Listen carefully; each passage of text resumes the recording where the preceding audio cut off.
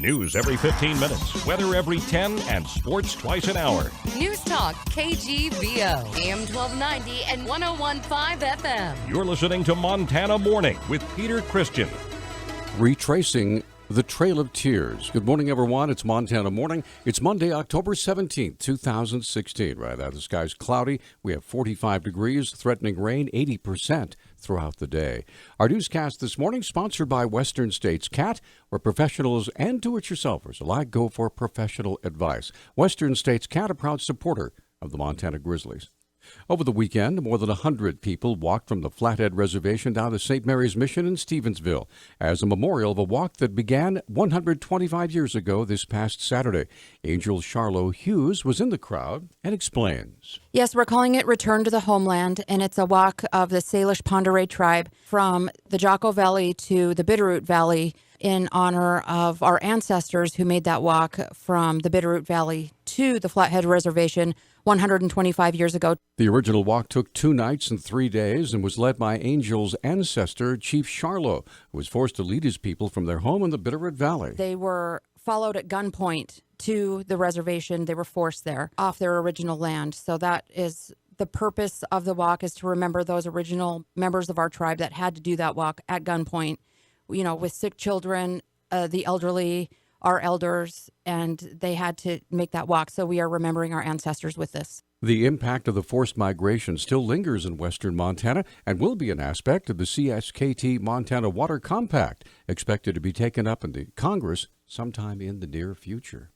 An eastern Montana judge who has been criticized for handing down a 30-year suspended prison sentence in an incest case is defending his decision. District Judge John McKeon on Friday said Valley County prosecutors did not challenge a psychosexual evaluation that said the 40-year-old defendant could be safely treated and supervised in the community. The plea agreement that recommended at least a 25-year prison term allowed for a lesser sentence depending on the results of the evaluation. McKeon also noted the victim's mother and grandmother wrote letters asking that he not be sentenced to prison. Nobody spoke on behalf of the 12-year-old girl, the victim, during the sentencing hearing. The Associated Press is not naming the defendant to avoid identifying the victim. Criticism of the sentence has come down on social media. An online petition suggested McKeon be impeached and gathered more than 4,000 signatures by last Friday.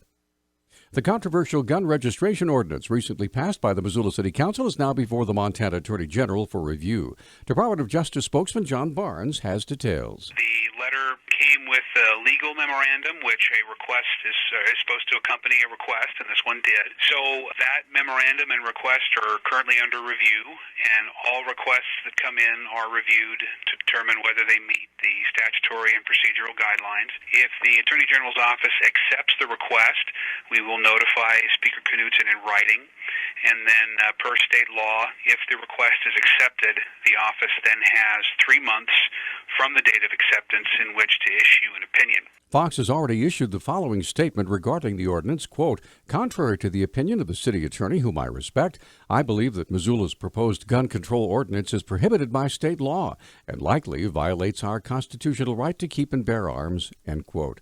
There is no estimate of how long it will take for Fox to decide if the Attorney General's office will take action. Big game licenses are sold out for hunters who live outside Montana. The Independent Record in Helena reports factors like the economic downturn and a new law left some non-resident licenses unsold in recent years.